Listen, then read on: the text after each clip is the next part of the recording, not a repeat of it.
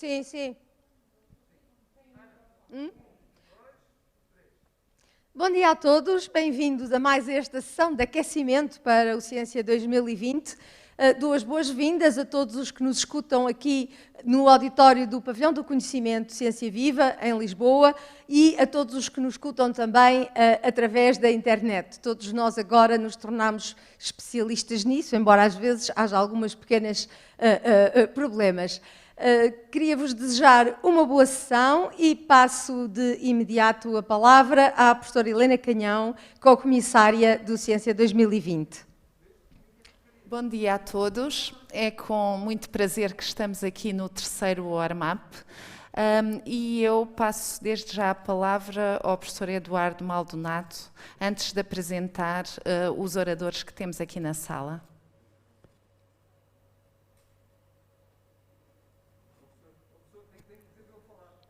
Professor Maldonado, bom dia. Estamos a vê-lo já aqui na imagem. Consegue nos ouvir?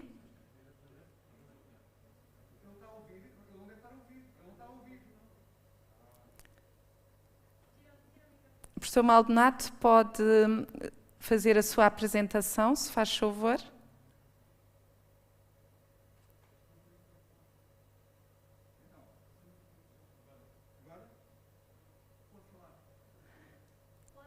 Bom dia.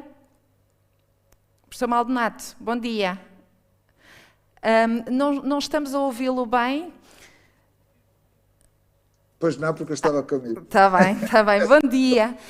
Nós estamos aqui já no pavilhão, a professora Ana Noronha já deu as boas-vindas e agora íamos ouvir a sua apresentação antes de de ouvirmos falar e apresentar o professor ministro Manel Heitor e depois passar aqui para o pavilhão para o debate com os oradores. Muito bem, muito obrigado. Eu não consegui ouvir a abertura da Ana Noronha, peço desculpa, o som não chegava aqui e, portanto, não sabia. Bom dia a todos, obrigado pelo convite para estar aqui nesta sessão do warm-up do Ciência 2020, que este ano, enfim, todos nós já sabemos, imagino que já tenham sido explicadas as razões mas penso que nem é preciso explicar muito. Eu sei que esta manhã, peço desculpa, que a sessão é sobretudo dedicada ao tema da saúde, mas o Ciência 2020 vai-se cobrir, obviamente, a saúde e também todos os restantes temas, mas mesmo na saúde há imensa coisa que eu gostava de referir sobre os programas europeus. Nós vamos ter no Ciência uma linha extremamente importante de oportunidades para financiamentos europeus no âmbito do programa do Horizonte Europa, por exemplo, que é o programa com cerca de 80 mil milhões de fundos comunitários, em que a saúde tem uma enorme fatia, é uma das áreas mais prioritárias, como é lógico que o seja, especialmente dadas as circunstâncias. Mas temos também o plano de recuperação e resiliência, que vai também aplicar um enorme conjunto de verbas e que vai ser discutido todo este conjunto e todas as interfaces que existem entre isto, fundos estruturais, etc., como é que se vão operacionalizar essas oportunidades. E é importante que a área da saúde participe ativamente nestes programas europeus, que se internacionalize e que, portanto, aproveite todas estas oportunidades, porque há efetivamente um grande volume financeiro que vai aparecer. Vamos tentar também, do lado da ANI, organizar um conjunto de eventos, não só de sessões, não dentro da ciência, não só sobre o Horizonte Europa, mas também sobre estruturas nacionais que apoiam todos os programas. Queria, nomeadamente, referir, dentro do Horizonte Europa, a questão das parcerias. Há um montante muito significativo do Horizonte Europa que é dedicado às parcerias internacionais e no qual Portugal vai colocar uma verba muito significativa para permitir a participação significativa do país, que era uma aspiração que penso que toda a comunidade científica tinha há muito tempo, ela vai ser este ano, ou para este programa, Horizonte Europa, vai ser fixada à partida e, portanto, temos a certeza de uma continuidade na sua apresentação. E, portanto, tudo isso vai ser apresentado em detalhe aos membros da comunidade científica, discutido com todos, apresentadas oportunidades, meios de apoio, e é realmente importante que todos participem nessas sessões. Não queria também deixar de referir que temos já, dentro da área da saúde, um conjunto de projetos muito importante que estamos a apoiar e a decorrer, nomeadamente projetos mobilizadores, recentemente aprovados, projetos da área com parcerias internacionais com universidades americanas e que, portanto, vão também dar contributos para estas sessões. E temos os chamados laboratórios colaborativos, também da área da saúde, haverá uma sessão específica para isso e, portanto, queria desde já convidar todos a participarem nessas sessões para se criar um ecossistema inovador mais dinâmico, ainda mais dinâmico, porque dinâmico já é neste momento, para conseguirmos otimizar todas as sinergias dessas possibilidades todas que temos em curso. Presumo que nós teremos também a possibilidade de ter aqui a intervenção, inclusive, da nossa comissária Elisa Ferreira sobre a forma como vamos combinar fundos estruturais com todos os programas comunitários e, portanto, eu acho que a participação no Ciência 2020 é da maior importância e, desde já, convido a todos a participar nas sessões que lhes interessarem, obviamente, mas de modo a permitir que Portugal possa ter um desempenho e captar um financiamento muito importante, mas, sobretudo, estar dentro da linha da frente, enfim, não nos hospitais, mas também nos hospitais, mas eu diria na área da investigação da saúde, e para o qual nós temos um enorme potencial que convém aproveitar.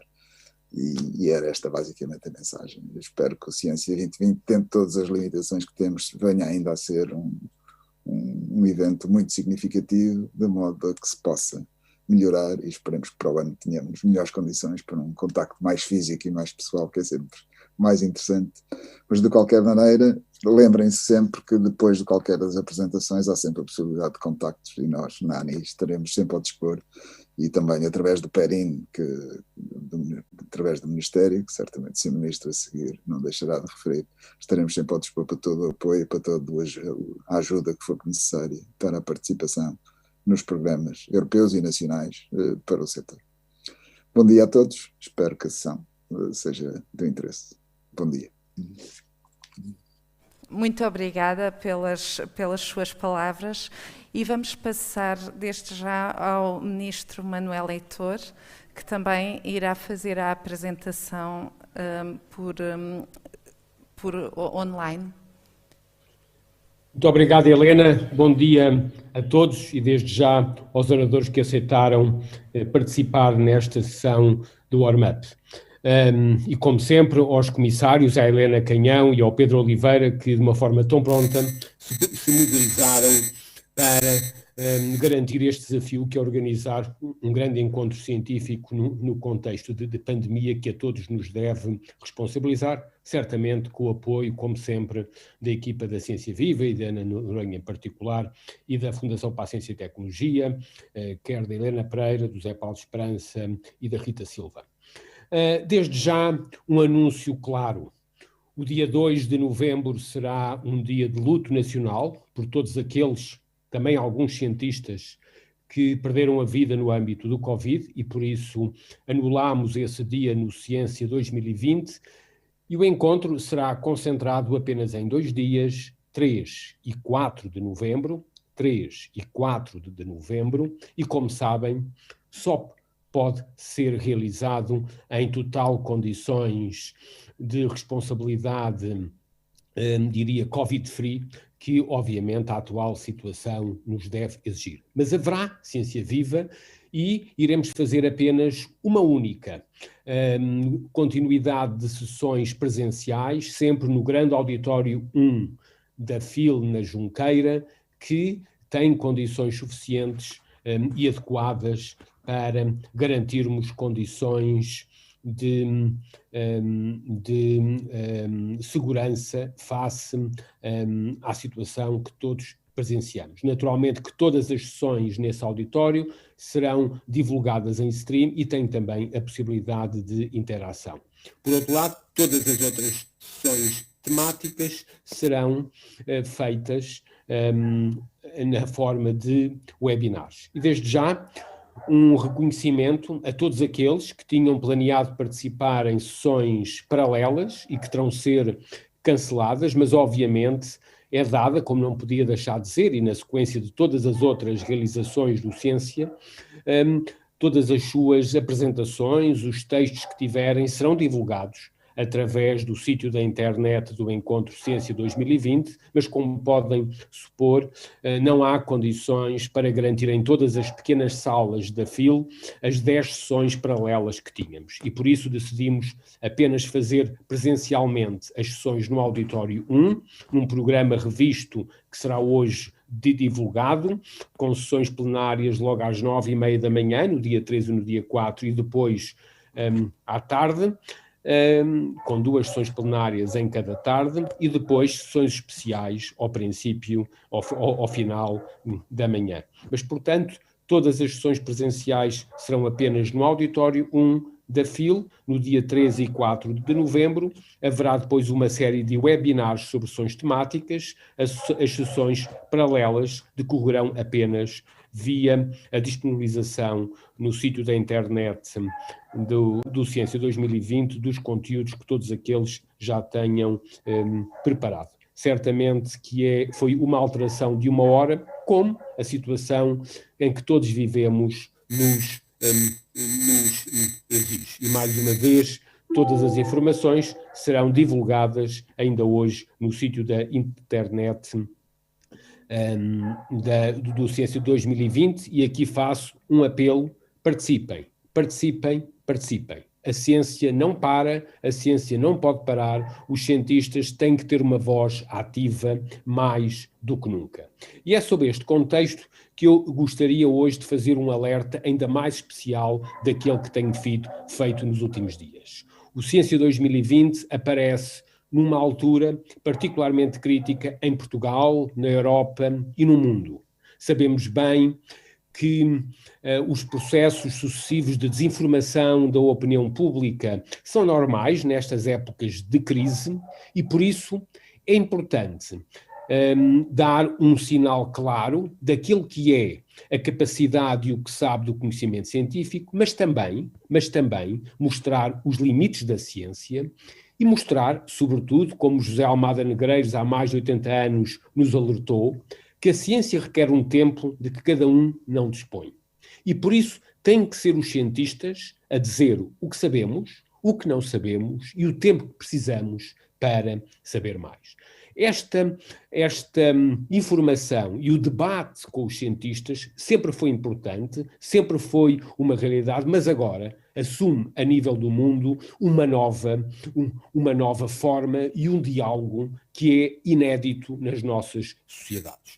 Desde as reflexões sobre o uso adequado das máscaras, ao tipo de máscara a usar, até os debates que emergem a nível internacional, por exemplo, incluindo sobre a eventual utilização de desinfetantes para gargarejar e anular o vírus. Sabemos bem que este debate precisa de uma construção científica, algumas das quais requer mais conhecimento. Por exemplo, o debate nas últimas semanas em Portugal, em paralelo daquilo que já tinha acontecido, por exemplo, em Itália ou em França, sobre a sensibilidade e a especificidade da aplicação Stay Away Covid, que devo dizer que desde logo eu próprio utilizei em todas as suas potencialidades e sobre a qual considero que a sua utilização é uma responsabilidade social de todos, mas esse debate mostra bem a necessidade intrínseca de percebermos a capacidade de hoje da ciência, das aplicações da tecnologia que resultam certamente dessa ciência e, portanto, a nossa capacidade, mas também os limites à utilização desse conhecimento. Por exemplo, a aplicação Stay Covid é um excelente exemplo. Foi possível fazer em Portugal devido à capacidade científica instalada numa grande instituição científica, o INESC-TEC, que há mais de 20 anos, começou a desenvolver uma área científica de cibersegurança, sobretudo envolvido em redes europeias e que, por estar fortemente endogeneizado nessas redes, que hoje, a nível europeu, são particularmente coordenadas por grupos do ETH e da EPFL na Suíça, o INESC-TEC conseguiu não apenas articular uma rede e o conhecimento a nível europeu, mas mobilizar um conjunto de pequenas empresas e da administração pública, incluindo os serviços de saúde, para desenvolver uma aplicação que hoje é uma referência de nível internacional. E, portanto, este é um bom exemplo daquilo que a ciência pode e não pode, porque obviamente esta aplicação tem e sempre terá limitações e, portanto, a aplicação em si não cura, mas o seu desenvolvimento é o bom exemplo da interação do sistema científico português no contexto europeu e da interação do sistema científico com a administração pública e as empresas, neste caso aqui, todo o ecossistema de inovação e de pequenas empresas que esteve associado ao desenvolvimento, quer das aplicações ao nível do utilizador, quer também ao nível da cibersegurança. E por isso estes vários exemplos, das máscaras à aplicação do Stay Covid, mostram bem que hoje estamos mergulhados numa ignorância coletiva a nível global e, sobretudo, que a incerteza e o desconhecimento sobre o futuro inundaram as nossas rotinas diárias. Certamente todos nós estamos ultra ocupados em exaustivas sessões de Zooms como esta, que muitas vezes não nos deixam o tempo suficiente para refletir de onde viemos, aonde estamos e para onde queremos ir. Mas, sobretudo, lidar com a incerteza, o risco e o desconhecimento sobre o futuro que o novo coronavírus tão prontamente nos veio alertar é, sem qualquer tipo de dúvida, no meu entender, o desígnio de todas as sociedades modernas e o melhor que nós podemos passar às futuras gerações.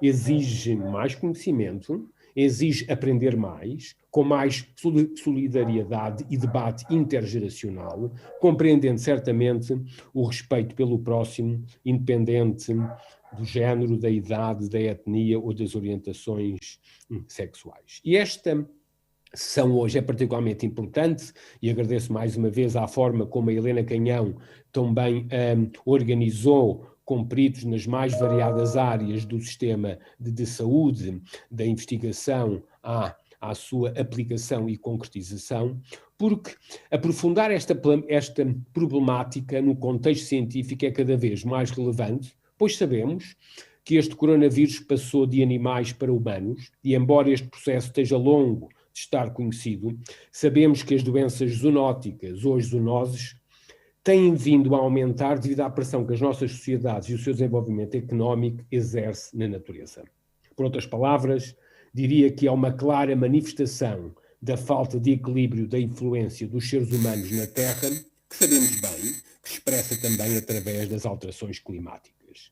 Devo dizer que durante a sessão de encerramento do Ciência 2020, no fim da tarde da quarta-feira, 4 de novembro, Pedro Conceição, o diretor das Nações Unidas do Relatório do Desenvolvimento Humano, apresentará esta narrativa e o trabalho em curso ao nível das Nações Unidas sobre aquilo que é a eventual demonstração científica das relações entre a pandemia que agora vivemos e o conhecimento e a forma de fazermos as melhores perguntas para conseguirmos evoluir nesta nova era geológica do Antropoceno. Diria que a ciência do futuro será cada vez mais orientada para percebermos melhor o Antropoceno.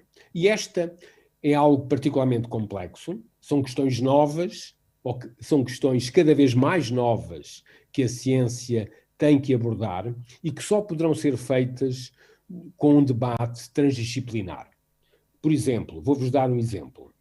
A pintora Graça de Moraes, entre muitos outros artistas, tem-nos mostrado de uma forma única a complexidade da interação entre animais e seres humanos e nos tem estimulado, de certa forma, a refletir sobre a nossa própria fragilidade, de uma forma que só nos pode estimular, e aos cientistas, a aprofundar o debate sobre as interações entre animais e humanos.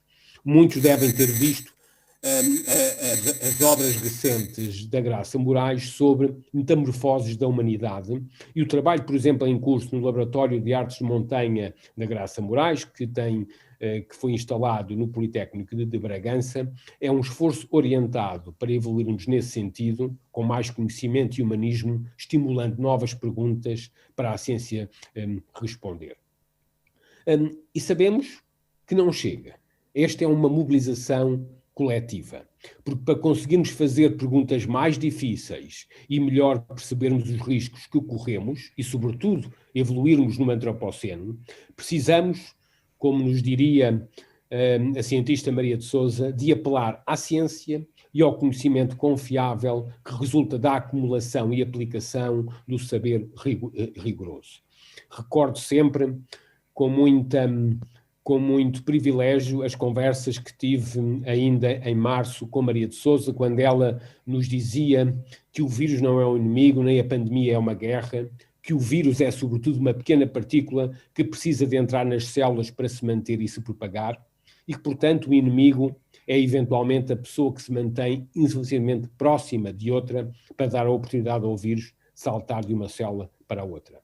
Neste contexto, a Maria mostrou-nos bem, do ponto de vista científico, e todos aqueles que trabalharam nas últimas décadas com a Maria e que hoje são líderes científicos em Portugal, que a infecção viral só se pode perceber no contexto do hospedeiro, no âmbito do qual o sistema mais importante é o sistema imunológico. Claro que sabemos que a boa notícia é que hoje temos cientistas de reconhecido mérito em Portugal a trabalharem em imunologia, entre muitas outras áreas, cientistas esses que estão seriamente envolvidos em redes globais de ciência, para a formação das quais os portugueses e Portugal têm contribuído de forma decisiva. Acredito também que este momento que hoje vivemos, inédito em Portugal, é particularmente importante porque está associado, de uma forma inédita no nosso país, ao aumento de jovens a inscreverem-se no ensino superior e, portanto, diria que é uma oportunidade que não podemos perder de reforçar e continuar a valorizar o efeito Ciência Viva. Aquilo que a ciência e o Ciência Viva, melhor do que ninguém, em Portugal, trouxe de confiança à sociedade portuguesa e ao conhecimento.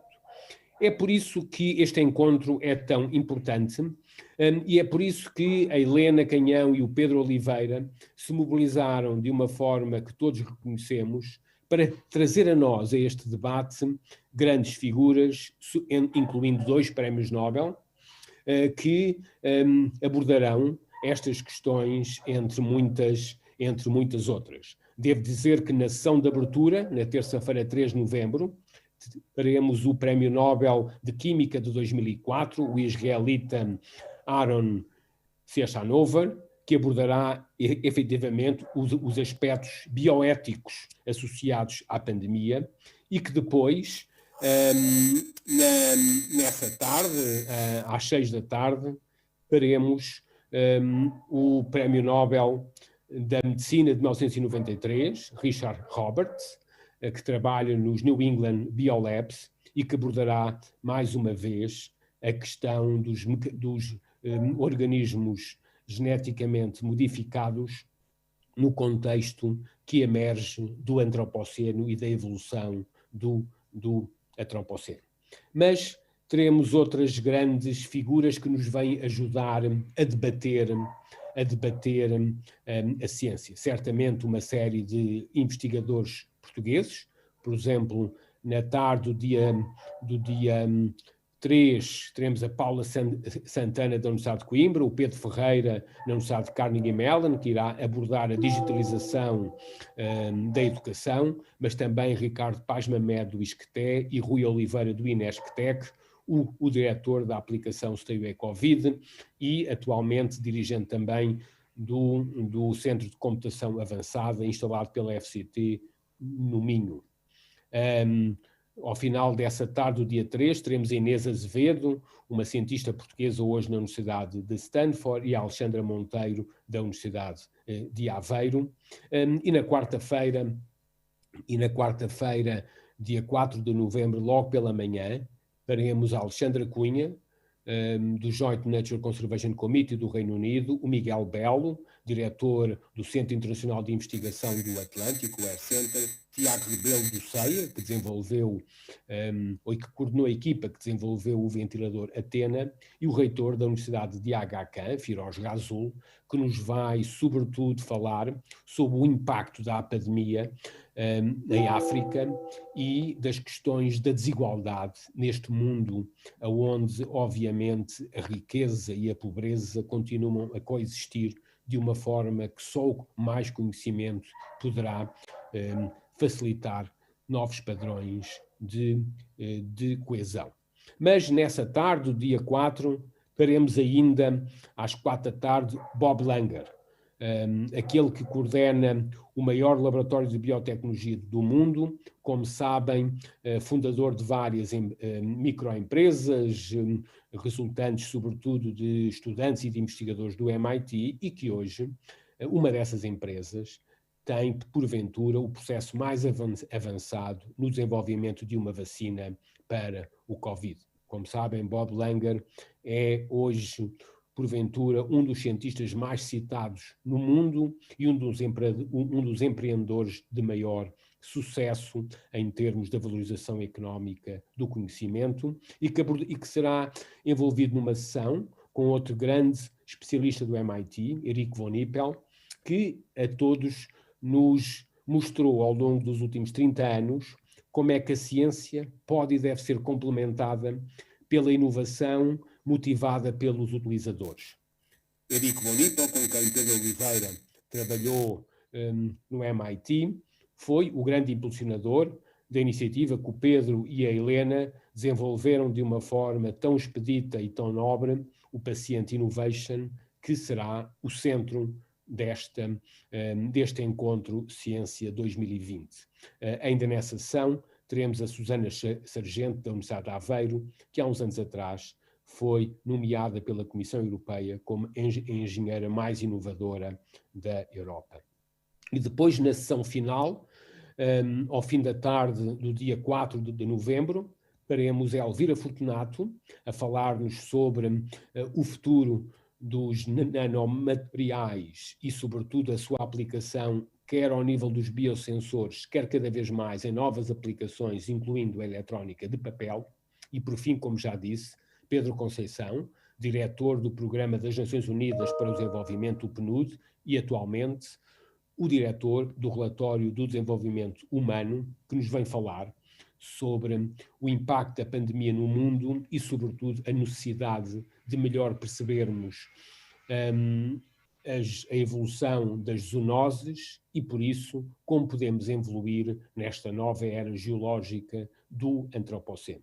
Como sabem, o encontro será aberto pelo Primeiro-Ministro António Costa no dia 3 de manhã e será fechado pelo Presidente da República, Marcelo Rebelo de Sousa, ao fim da tarde do dia 4, e na sessão de abertura conta ainda, como o Eduardo Maldonado já disse, com a Comissária Europeia Elisa Ferreira, que nos vem falar também dos desafios europeus, certamente da forma como a ciência em Portugal pode contribuir para uma Europa mais resiliente. É este o debate que vos trazemos, sobretudo para uma reflexão profunda do papel da ciência na pandemia, mas também no futuro das nossas sociedades e, por isso, necessariamente, na recuperação económica.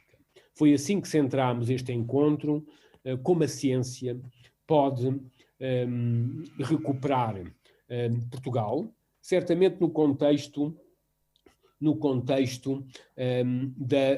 da presidência portuguesa da União Europeia que iremos enfrentar no primeiro semestre de 2021 e que, por isso, tem 5 temas que serão centrais também ao Ciência 2020. Por um lado, a ciência em Portugal para uma Europa mais resiliente. Segundo, a ciência em Portugal para uma Europa mais social. Terceiro, a ciência em Portugal para uma Europa mais digital. Quarto, a ciência em Portugal para uma Europa mais verde. Quinto, a ciência em Portugal para uma Europa mais global. É assim que iremos terminar no dia 4 com o Presidente da República, numa sessão de fecho que abordará, sobretudo, mais ciência para recuperar Portugal com mais Europa. Apelo, portanto, à participação massiva. Não se esqueçam, 13 e 4 de novembro, na FIL, com uma sessão presencial apenas no grande auditório 1 e com espaços particularmente desenhados para encontros responsáveis, evitando ajuntamentos, e com todas as outras sessões na forma de webinars, apresentando mais uma vez as nossas mais sinceras desculpas, mas certamente compreendão, a todos aqueles que estavam incluídos para sessões paralelas e que terão que ser canceladas, mas, portanto, todos os seus conteúdos serão divulgados através do sítio da internet do Ciência 2020. O Ciência 2020 vai ocorrer em extrema condições de segurança sanitária e, por isso, apelo à participação de todos, quer presencialmente, quer sobretudo de forma virtual, para que possamos, mais uma vez, continuar a mostrar que a ciência cura, mas que a ciência é certamente um campo de batalha e, como nos disse José Amalda Negreiros, a ciência requer um tempo de que cada um não dispõe. Muito obrigado. Muito obrigada. Nós vamos continuar a nossa sessão. Aqui também estamos em plena segurança, estamos todos afastados por mais de 2 metros e sentados, imóveis. Portanto, se durante as apresentações poderemos eventualmente tirar a máscara. E voltamos aqui ao pavilhão, depois do Sr. Ministro nos ter falado do programa do Encontro de Ciência, a 3 e 4 de novembro, e este ano a decisão foi, previamente ao Encontro de Ciência, fazermos sessões do warm-up durante o mês de outubro, 3 sessões. Hoje é a última sessão, em que debatemos aspectos específicos e tão importantes da ciência e da inovação em Portugal, e onde reunimos experts que são atores e stakeholders de várias origens, com backgrounds diferentes, para nos ajudarem a perceber como é que nós podemos recuperar Portugal com mais ciência nestes tempos de pandemia. E aqui hoje temos 4 oradores que agradeço muito a sua participação, pela excelência do trabalho que têm desenvolvido e que vão desenvolver no futuro, e que nos podem ajudar a compreender como é que nós podemos contribuir em Portugal para uma Europa mais resiliente, mais digital, mais verde, mais social e mais global, como o Sr. Ministro já referiu. Eu faço uma pequena apresentação de cada um e depois cada um de vós também irá fazer uma intervenção inicial e depois teremos o debate. Lembrar a todos que nos ouvem lá fora do pavilhão que podem colocar questões. Nós temos um chat onde podem colocar questões que nós vemos aqui no palco e que respondemos, e é com muito interesse que ficamos a aguardar as vossas questões. Começando pelas apresentações, à minha esquerda tem a professora Inês Fronteira. A professora Inês Fronteira é epidemiologista, é professora no Instituto de Higiene e Medicina Tropical, faz investigação sobre doenças infecciosas e saúde global, com trabalhos desenvolvidos em África, no Brasil, também em Portugal, e em colaboração com várias universidades europeias, nomeadamente participando em H2020 e noutros projetos internacionais. A seguir, a doutora Paula Martins de Jesus, que é médica de saúde pública, atualmente diretora médica da Merck Sharp & Dohme, mas com uma longa carreira na indústria, já foi diretora médica da Amgen, diretora médica da Novartis, e é atualmente a presidente da Associação dos Médicos Portugueses da Indústria Farmacêutica. E a Paula fará depois uma pequena introdução a seguir à Inês. A Sónia Dias é professora de saúde global e de promoção da saúde, trabalha sobretudo com migrantes e com populações vulneráveis e desigualdades. É professora na Escola Nacional de Saúde Pública, onde coordena o barómetro da Escola Nacional de Saúde Pública, portanto com um componente social importante, e não sei se posso dizer, mas na sexta-feira passada soube que faz parte de 2 consórcios ganhadores de projetos H2020, que tiveram a notícia na sexta-feira, e que, nomeadamente na área da Global Alliance e do cancro, e no aumentar a literacia, o diagnóstico precoce e, sobretudo, tentar diminuir as desigualdades em saúde. Obrigada também, Sónia. Finalmente, o único elemento masculino que temos hoje, há aqui nitidamente um balanço para o feminino, o Dr. Hugo Gomes da Silva, que é médico, é diretor médico da AstraZeneca em Portugal, mas é o medical lead do Covid e, portanto, muito atual também o trabalho que nos vai apresentar. Trabalhou já na Vertex e também em ciências biomédicas e na investigação em imunologia. Começo por dar a palavra à Inês. Obrigada a todos por terem vindo. Inês. Obrigada, Helena, pelo convite e pela oportunidade também de poder partilhar um pouco das ideias que tenho relativamente àquilo que são os caminhos futuros da investigação em Portugal. Se eu pudesse destacar 3 grandes palavras que resumissem aquilo que eu acho que serão os grandes desafios à investigação nos próximos tempos, destacaria 3. Destas 3, destacaria o tempo, a inovação e a informação. O tempo porque, tal como o Sr. Ministro explicou, o tempo da decisão não é necessariamente o tempo da ciência e, para os próximos anos, há um tempo que nos interessa em particular, que é o tempo que vai decorrer desde este evento, o evento da pandemia, da Covid, até ao tempo da sua resolução ou de todos nós aprendermos a viver de uma forma mais eficiente e mais satisfatória com este novo desafio de saúde pública e de saúde global. E este tempo vem condicionar, na minha perspectiva, muito aquilo que será a investigação futura, que será uma investigação que tem que ter em consideração este tempo a nível do impacto social, do impacto económico, do impacto na saúde, e já estamos a ver, ao nível até internacional e das agências europeias, a necessidade de criar aqui estruturas de observação ao longo do tempo das populações e dos efeitos da Covid nestas populações, não só a nível individual, da saúde de cada pessoa, mas também da saúde da sociedade como um todo e em todas as suas dimensões. A segunda palavra que escolhi é a palavra inovação. E a inovação não só do ponto de vista de descobrirmos novas formas de trabalhar a ciência, novos caminhos para a ciência e para o conhecimento, mas de descobrirmos caminhos diferentes, utilizações diferentes, aplicações diferentes de tudo aquilo que nós já sabemos.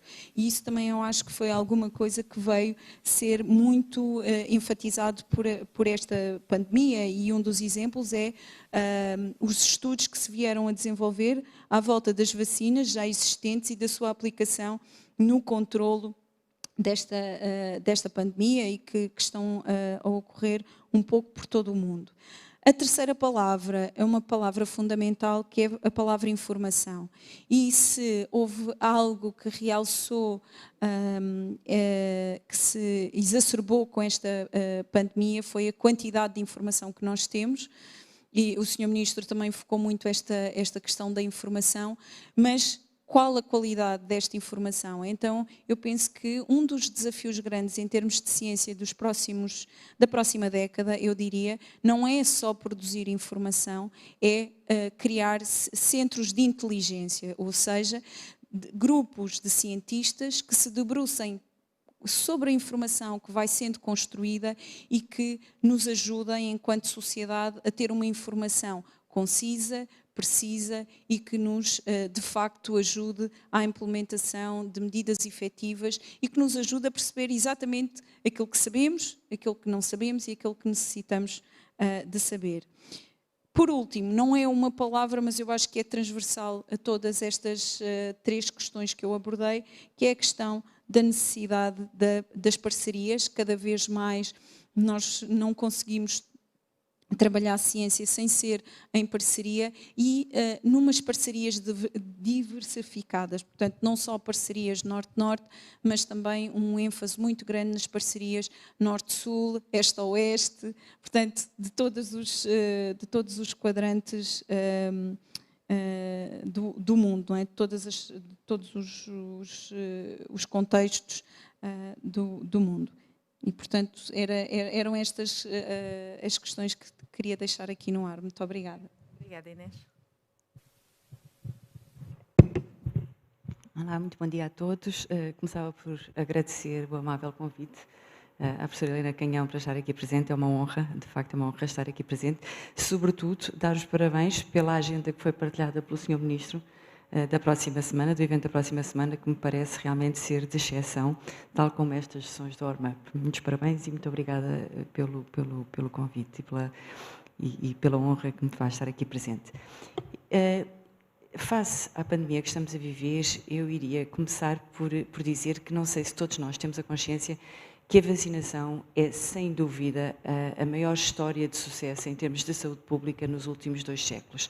Se pensarmos que foi possível erradicar a varíola, que praticamente a poliomielite está erradicada, que é a mortalidade por sarampo é hoje realmente residual, embora exista, mas é residual, de facto estamos a falar que a importância das vacinas nos quadros epidemiológicos e de saúde pública.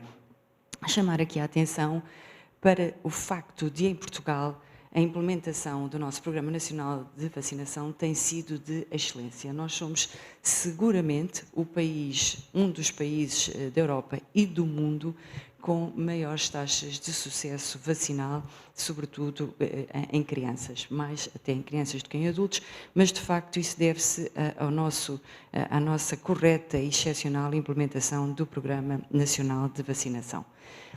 Focando um bocadinho na MSD, na Merck Sharp & Dohme, a MSD tem uma longa história de desenvolvimento de vacinas. 4 das vacinas do Programa Nacional de Vacinação são da MSD. E a última das vacinas, que não está no Programa Nacional de Vacinação, como é óbvio, mas que foi um desenvolvimento e um esforço imenso da MSD, foi a vacinação do ébola, para o ébola. Hoje em dia, fala-se de uma vacinação que é de uma taxa de eficácia e de segurança extremamente elevadas e que foi possível desenvolver também num contexto não de pandemia, mas também num contexto excepcional de saúde pública. No caso específico da pandemia que estamos a viver e do coronavírus, que estamos neste momento a ser afligidos por esta infecção, como já nos foi dito pelo Sr. Ministro, de facto, o coronavírus é uma zoonose, ou seja, o receptor, o reservatório são animais e transmite-se predominantemente em animais, já existem desde os anos 60, mas de facto há 3 grandes momentos em que dos animais se passou para o homem, para o ser humano, e que de facto foram 3 momentos particularmente difíceis, mas que culminaram agora nesta pandemia, que é de certeza uma situação de exceção. O primeiro momento foi em 2002, o SARS-CoV-1, que foi sobretudo na Ásia e nos países asiáticos, cerca de 26 ou 27 países, no início dos anos 2000, da década de 2000, acho que foi em 2002, foi limitado no tempo, portanto em 9 meses foi possível que a infecção fosse erradicada, teve cerca de 2000, um pouquinho mais, foram à volta de 7.000 infectados, com uma taxa de mortalidade de 700 pessoas que morreram nessa altura, sobretudo em países do Sudoeste Asiático. Logo a seguir, ou 10 anos depois, aparece na Arábia Saudita, na região da Arábia Saudita. Neste momento não é o SARS-CoV-1, foi denominado MERS, que é um acrónimo, e este sim teve a particularidade de infectar um menor número de pessoas, cerca de 2.400 pessoas, mas com uma taxa de mortalidade elevadíssima, ou seja, 800 mortes. E, portanto, temos aqui um vírus que provocou uma taxa de mortalidade muito, muito grande. Qual é a grande diferença para o que hoje estamos a viver? De facto, estamos a falar de um vírus com uma taxa de mortalidade muitíssimo inferior, não tem de todo comparação com aquilo que já vivemos anteriormente, mas em contrapartida está-nos dois outros aspectos que dificultam o acesso ao desenvolvimento de uma ação para pararmos esta pandemia. E são eles a diversas formas que aparecem clinicamente, ou seja, o seu aparecimento clínico reveste de múltiplas formas de aparecimento, e depois a sua enorme, elevadíssima taxa de contagiosidade, que levou ao desenvolvimento da pandemia. E são estes dois fatores que te levam a maior dificuldade de desenvolvimento de algo, de uma ação, nomeadamente uma vacina para este SARS-CoV-2. De facto, o que as companhias de indústria farmacêutica estão a fazer, e como falamos, e gostei sobretudo de ouvir e concordo inteiramente com o que a professora Inês disse anteriormente, a palavra parceria é aqui fundamental. E quando falamos em parceria, estamos a falar de parceria com a indústria farmacêutica, com a academia, com os centros de investigação, com os diversos governos, no sentido de urgentemente todos em conjunto chegarmos a uma solução. Ou seja, temos que ter a noção que o desenvolvimento de uma molécula, qualquer medicamento que seja, demora em média 12 a 14 anos, e no caso específico de uma vacina, em média, demora cerca de 20 anos, sendo que metade desse tempo é sobretudo em áreas pré-clínicas, numa fase de desenvolvimento pré-clínico, cerca de 8 anos é na fase clínica, 5 a 8 anos é na fase clínica, e depois uma fase muito importante, que é a fase de produção, que pode demorar 2 anos. Estamos a falar de organismos vivos. Não estamos a falar de uma síntese química, e, portanto, esta fase de produção, que pode levar até 2 anos, temos que a considerar como fundamental no caso das vacinas. Obviamente que, nesta fase de 2 anos, 70% do tempo está relacionado com mecanismos de controle de qualidade da produção da vacina. Ou seja, nós não temos tempo, não é possível demorar 20 anos a desenvolver uma vacina.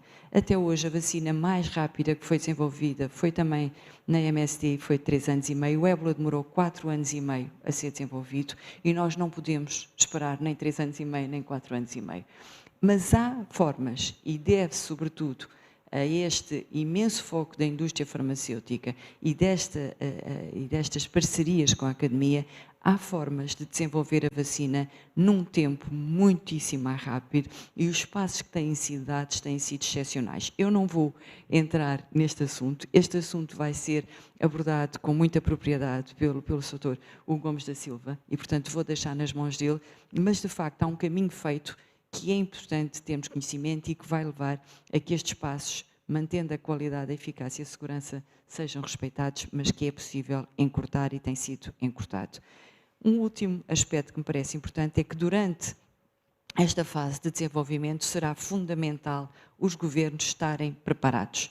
Para lá do desenvolvimento da vacina, há aspectos extremamente importantes que é necessário, fundamental, urgente e premente que os governos se preparem.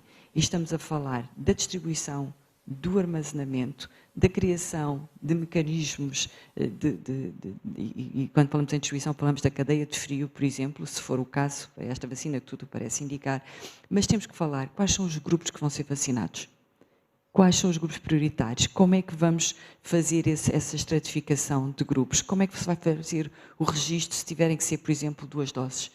Tudo isto tem que ser pensado, e os governos, neste tempo em que a indústria farmacêutica está a desenvolver, ou a academia está a desenvolver, há que pensar e há que ter isto tudo preparado, e que seguramente também poderá ser uma abordagem do Dr. Hugo Gomes da Silva. Do ponto da MSD, aquilo que estamos a fazer é tentar fazer os nossos esforços para, num tempo mais célere possível, desenvolver esta vacina. Temos feito parcerias com a academia, com os governos, no sentido precisamente de assegurar também os mecanismos de distribuição e administração, e nomeadamente para Portugal, esta parceria é fundamental, como também nos parece essencial e que estamos a tentar trazer ensaios clínicos da vacina também para Portugal. Deixaria depois para pensarmos também depois no debate de uma área que me parece fundamental, que se trata da imunidade de grupo, mas que agora deixaria por aqui. Muito obrigada. Sónia. Muito bom dia. Começaria também por agradecer o convite para participar nesta sessão, agradecer à professora Helena essa oportunidade, que é para mim também um grande gosto poder estar. Quando recebi o convite, quando olhei para o título, pensei de facto que mais recentemente os investigadores têm estado muito pressionados até pelos próprios esquemas de financiamento em pensar qual é o real impacto que a sua investigação tem, mas cada vez mais também como é que nós podemos fazer aumentar esse impacto. E, portanto, o como parece-me que tem sido bastante interessante em termos de evolução. E eu diria que a maior parte dos investigadores, e eu situo-me na área da investigação na saúde e em saúde pública em particular, estão muitas das vezes virados para si próprios. Giramos no nível no nosso mundo e no mundo da ciência. E cada vez mais tem-se visto esta abertura, por um lado, à sociedade, mas por outro também para os próprios problemas societais. E isso tem sido muito interessante ver. Por outro lado, eu diria que nós tendemos a centrar-nos na compreensão dos fenómenos, na magnitude, nos fatores de risco ou até mais nos fatores facilitadores que estão associados a esses fenómenos. Portanto, diria que nós temos estado muito centrados naquilo que se chama hoje a ciência dos problemas.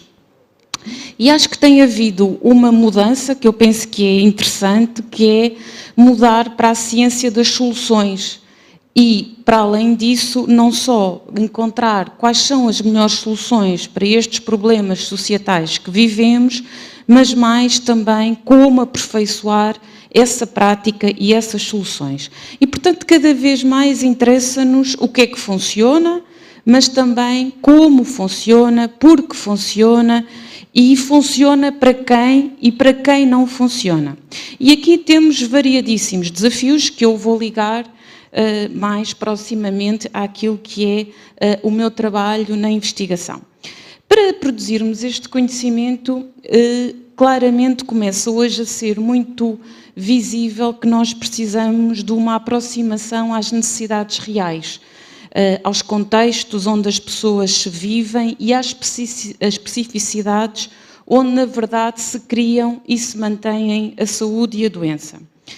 E se nós hoje, e agora até uma provocação a nós investigadores, quase ninguém já tem coragem de colocar a linha no seu proposta de financiamento, de que é preciso envolver as pessoas e os diferentes stakeholders, quem faz de facto investigação participativa e de envolvimento sabe que tem muitas potencialidades, pessoalmente acredito que é o caminho que temos que seguir, mas tem muitos desafios também inerentes. Daria para uma outra sessão do que é isto da investigação participativa, que não vamos hoje explorar, mas de facto tem muitos desafios e até muitos desafios porque o próprio sistema e a organização da ciência não está provavelmente preparada para fazer eventualmente esta ligação mais às populações. E aqui colocaria então a tónica nas parcerias, mas eu levantaria, para além de todas as que já foram focadas, as parcerias com as populações, com as comunidades, com quem está no terreno e sabe o que é que acontece e quais são provavelmente as melhores soluções.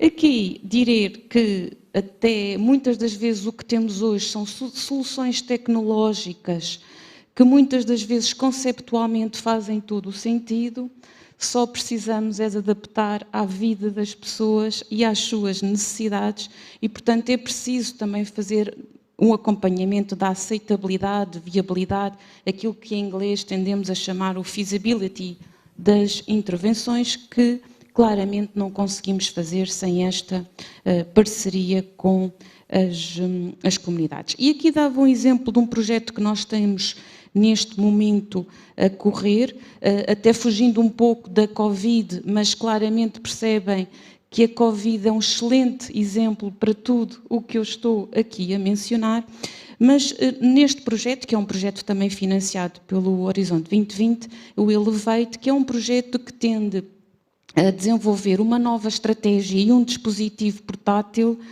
de baixo custo e de rastreio ao cancro do colo do útero para populações que naturalmente não estão no sistema e que muitas das vezes nem sequer são chamadas a participar neste rastreio. E é muito interessante que depois são exatamente estas populações que nos apresentam maiores taxas de prevalência de cancro, sendo que neste momento estou-me a referir aos grupos socialmente mais vulneráveis, onde muitos se encontram em termos de grupos de populações migrantes.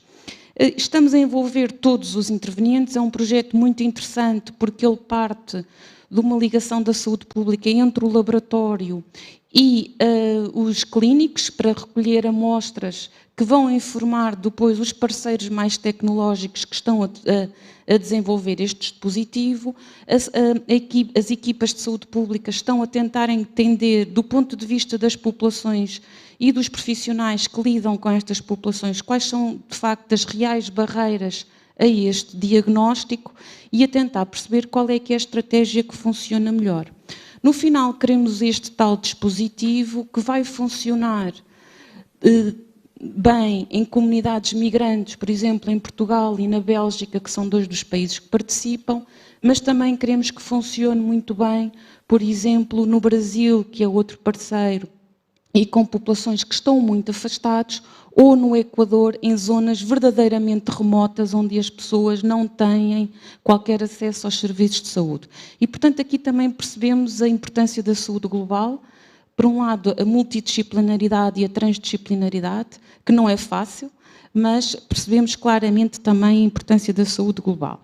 Para terminar, dizer mais duas questões, é que não existe saúde da sociedade em global se não tivermos em conta a saúde das populações mais vulneráveis, as que estão normalmente fora do sistema, aquelas que, até paradoxalmente, na área da saúde, muitas das vezes tendem a ficar para trás, quando não são as que são abrangidas pelos projetos e pelas intervenções que mais fazemos. E aqui a parceria com estes grupos é fundamental. Dizer ainda que a Covid é outro exemplo extraordinário de que, como não existe saúde na sociedade em geral, se deixarmos alguns para trás. E, nomeadamente, os mais vulneráveis e os que socialmente muitas das vezes não estão a ser incluídos. Faz parte até do desenvolvimento sustentável as questões da redução das desigualdades. Para terminar, referir que de facto ficámos muito contentes com a informação que temos 2 novos projetos aprovados. Um deles é exatamente um alargar deste projeto que vos falei agora para ser aplicado em países africanos, e um outro que tem a ver também, que é outro grande desafio que nós temos, que é como usar esta questão da saúde global, como aprender com os outros colegas que estão a fazer ciência em outros contextos, como perceber não só que no fundo, que soluções, que estratégias resultam, mas como é que eu posso trazer essa experiência para o meu contexto. E eu acho que isso é também um caminho, porque nos pode permitir reduzir em muito os recursos que estão a ser utilizados. Para terminar, nós temos então um outro projeto também na área do cancro e que no fundo nos leva aqui para a questão do scale-up. Como é que de facto vamos poder, no fundo, quase uma translação também do conhecimento que vamos tendo em alguns contextos, em outros contextos, E aqui é mais um outro projeto com uma abordagem verdadeiramente participativa, que envolve as comunidades, os serviços de saúde e os decisores políticos. Os cientistas e os investigadores ainda estão a aprender como conversar com todas estas diferentes parcerias. A Covid é outro exemplo extraordinário do quanto é difícil fazermos isso, e este projeto vai ser então aplicado também no Chile, na Colômbia e no Equador, e é na verdade uma avaliação de uma intervenção que funcionou bem em países de alta renda e que nós queremos agora tentar implementar nestes 3 países, aprendendo nesta ideia desta questão da saúde global e, mais uma vez, com depois uma componente tecnológica de acesso a estas populações mais vulneráveis. E deixaria por agora aqui o meu comentário. Muito obrigada pelo convite.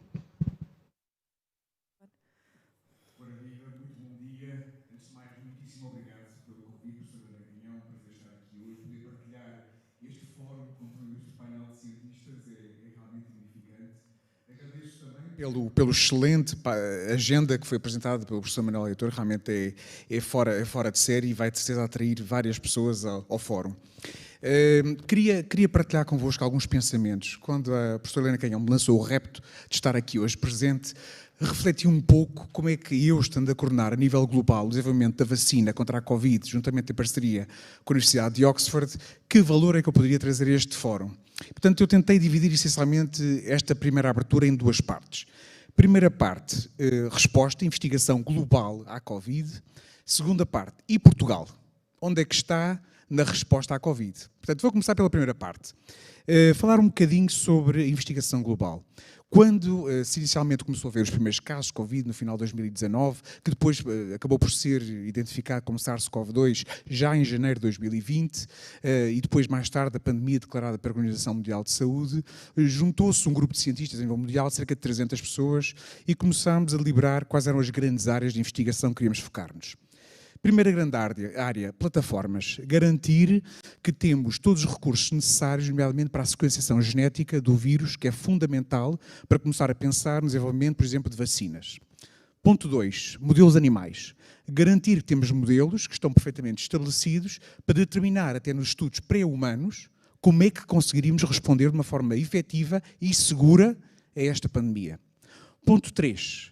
Profilaxia, vacinas, vou falar um bocadinho mais sobre a vacina, nomeadamente dar um bocadinho daqui da atualização, onde é que estamos neste momento e dos desafios que estamos a enfrentar com a vacina, e finalmente terapêuticas. Portanto, eu não vou abordar sobre estes 4 temas, podíamos estar aqui horas a conversar sobre este tema, vou focar-me mais sobre a vacina.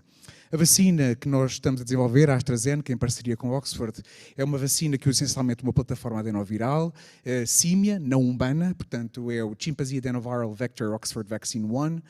Basicamente o que é que nós fizemos? Pegámos num vírus, adenovírus, que provoca uma gripe normal, digamos, nos símios, retirámos o conteúdo genético e através de uma sequenciação introduzimos um bocadinho da partícula do SARS-CoV-2, neste caso a espícula S, dentro do interior do adenovírus. Portanto, esse é o princípio básico da vacina que nós estamos a desenvolver. Há outras plataformas, nomeadamente com o RNA mensageiro, partículas inativadas, que foram observadas por outras companhias que estão a investigar neste momento.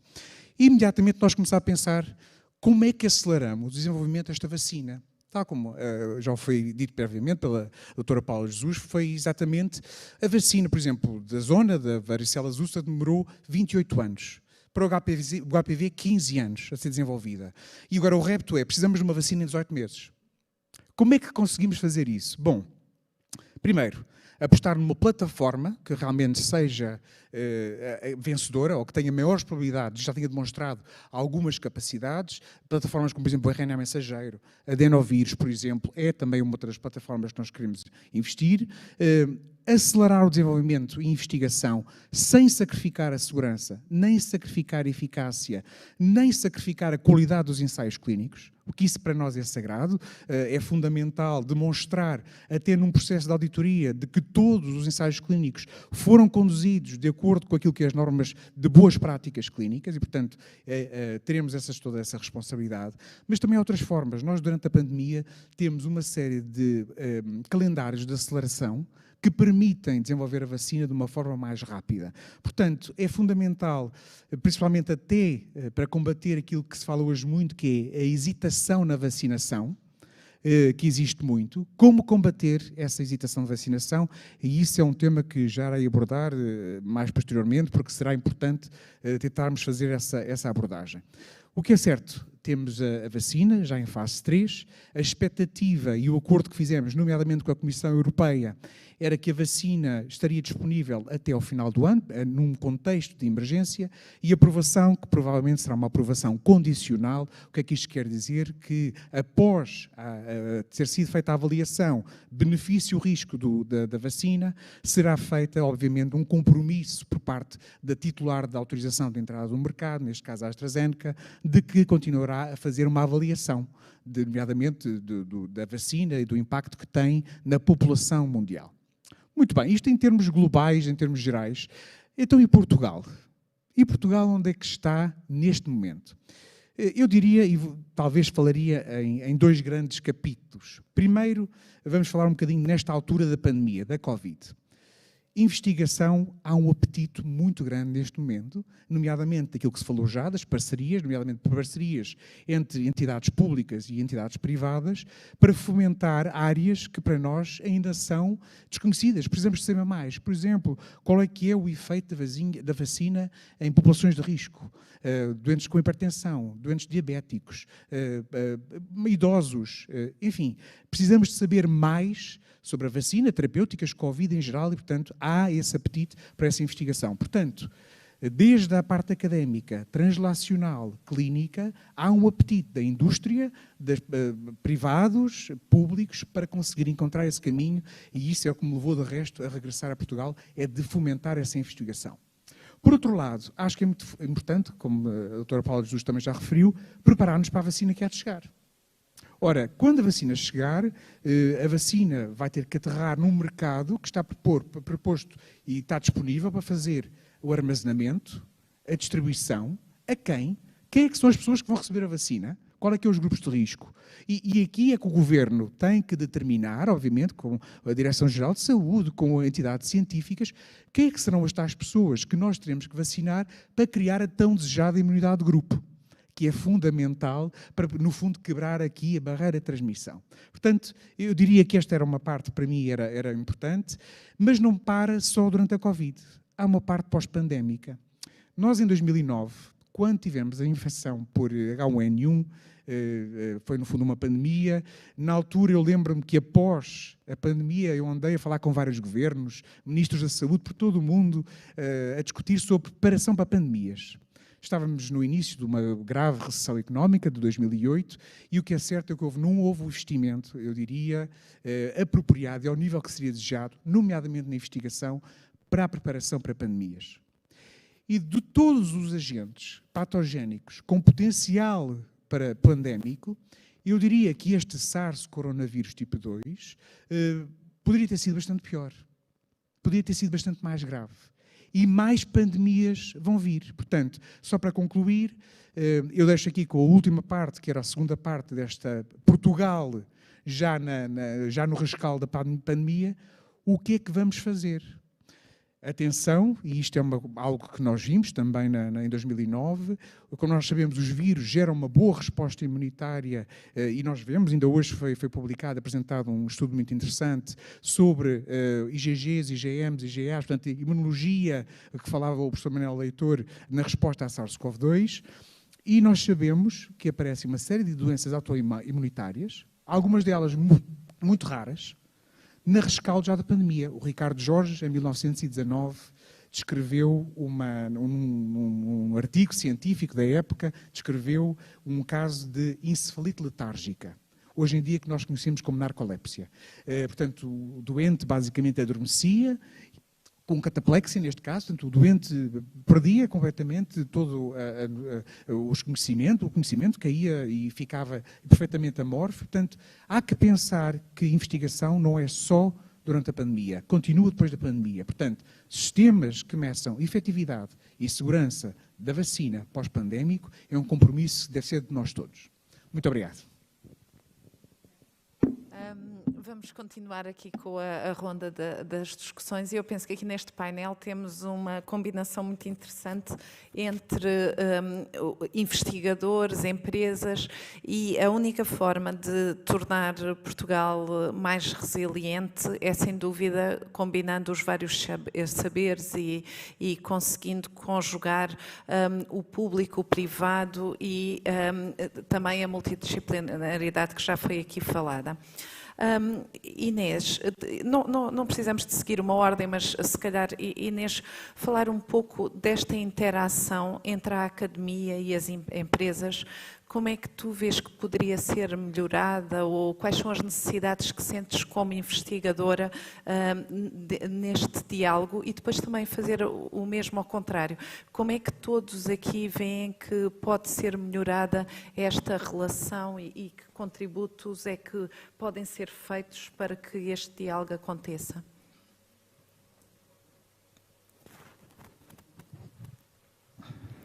Obrigada pela questão. Eu penso que a relação não é só entre a academia e as empresas, porque eu penso que se calhar esse até é uma das relações até agora mais bem trabalhadas. Mas nós como Estado, não é? Como nação politicamente organizada, nós temos uma série de informação que pode ser útil e pode ser útil à investigação, à ciência e pode ser útil às próprias empresas. Por exemplo, a questão que estava a ser colocada do seguimento pós-vacina ou mesmo do seguimento pós-pandemia, independentemente da vacina ou de não vacina, que era um dos aspectos que eu tinha falado, que é a necessidade de continuar a seguir as pessoas, as que foram infectadas, as que foram afetadas, as que foram infectadas e afetadas. E nós, enquanto sociedade, vamos gerando uma série de conhecimento e esse conhecimento deve de ser colocado ao serviço da indústria para o desenvolvimento de respostas mais efetivas e mais de precisão e deve de ser colocado também ao serviço da própria ciência, porque atualmente eu acho que cada vez é menos tolerável que nós incomodemos as pessoas na sua vida do dia-a-dia para que possamos ter informação sobre aspectos para os quais até já temos informação, mas que não temos acesso a essa informação. Então, eu acho que isto é um aspecto muito importante para a investigação do futuro, não é? Nós não precisamos estar a produzir informação a toda a hora, informação em excesso, precisamos de boa informação. E daí também a ideia dos centros de inteligência, que podem ser um aspecto ótimo para trazer a indústria, trazer a ciência, os cientistas, trazer as estruturas governativas, da sociedade civil, das populações vulneráveis que também se organizam de alguma forma e que também vão tendo alguma informação que pode chegar até a estes centros de inteligência para que de facto consigamos desenvolver respostas muito mais precisas e muito mais adequadas àquilo que são as necessidades das populações. Eu concordo inteiramente com o que foi dito e eu adicionaria um outro aspecto que me parece fundamental e que poderá ser melhorado. Ou seja, aquilo que falamos e que já foi falado, foi possível antecipar 10 anos em poucos meses à procura das moléculas para serem depois testadas como potenciais vacinas. Como é que isso foi possível? Foi possível de duas maneiras. Primeiro, as diferentes companhias de indústria farmacêutica foram às suas bibliotecas moleculares à procura de moléculas que já tivessem ou informação que já tivessem de vacinas anteriores ou outro tipo de estudos e tentaram encontrar as melhores e fizeram também nessa altura parcerias com a academia, com universidades, com diferentes centros da ciência à procura de o que parece poder ser a melhor molécula para seguir em frente. E, portanto, este passo gigantesco foi fundamental para conseguir obviar 5, 6, 7 anos. E isto é fundamental, esta parceria com a academia. É necessário realmente agora conseguir manter esta parceria, gerar informação, mas, sobretudo, a parceria com as entidades, a tutela e os governos parece-me neste momento ser fundamental. fundamental para dar o próximo seguinte, garantindo desde já esta parceria que tem havido com a Academia. Eu chamava a atenção para um aspecto que em Portugal eu penso que nós podemos e devemos melhorar. Temos vindo a melhorar, tem sido possível dar alguns passos, mas de facto parece que é fundamental para mim continuarmos a acarinhar a investigação em Portugal. Não só do ponto de vista da academia, mas do ponto de vista de investigação clínica, e 90% da investigação clínica em Portugal é feita pela indústria farmacêutica, é necessário agilizar, otimizar e criar mecanismos de aceleração da inovação e de podermos ter acesso à investigação clínica. Neste momento que estamos a viver uma pandemia, conseguir desbloquear uma série de constrangimentos que ainda vivemos em trazer investigação científica clínica para Portugal, parece-me fundamental. Há um caminho feito, mas há um caminho a percorrer ainda que me parece crítico neste momento acontecer. Obrigada. Sim. Só se calhar capitalizando naquilo que a doutora Paula Jesus estava a comentar e que me faz todo o sentido, portanto concordo em pleno. Queria salientar uma coisa que se calhar é uma das coisas que realmente acho que exige um foco muito direcionado nesta resposta integrada, principalmente em Portugal. Nós estamos numa janela de oportunidade. O que é que isso quer dizer? Neste momento há o apetite para investimento em investigação, nomeadamente em Covid, ou efeitos diretos ou indiretos em Covid. Vai desaparecer. Vai desaparecer ao longo dos anos, vai se diluindo, e nós vimos isso de outras experiências. E eu acho que não desaparece completo, vai ficar mais resquicial. Mas porquê é que temos nesta janela de oportunidade? Nós temos que refletir que, em termos práticos, nós vimos o investimento em investigação e desenvolvimento, após recessões, diminui também drasticamente. E é da parte pública, da parte privada, da indústria. Porquê? Porque é necessário, obviamente, de pensar onde é que poderíamos ser mais efetivos. Neste momento, há ainda o apetite para fazer esse investimento. Portanto, Portugal, através da tal aceleração, que eu acho que dos processos, porque tem já as pessoas com competências para o fazer, de forma a conseguirmos rapidamente fazer estudos, criar, se quiserem, hubs de excelência que permitam responder efetivamente a este repto de investigação, é crítico para conseguirmos efetivamente capitalizar nesta oportunidade, digamos, única de investigação em Covid. Portanto, era isto que eu queria salientar, porque com esta, já se fala na recessão em W que poderá vir, o impacto que isso poderá ter na investigação poderá ser na diminuição de recursos para a investigação. Portanto, o tempo é agora.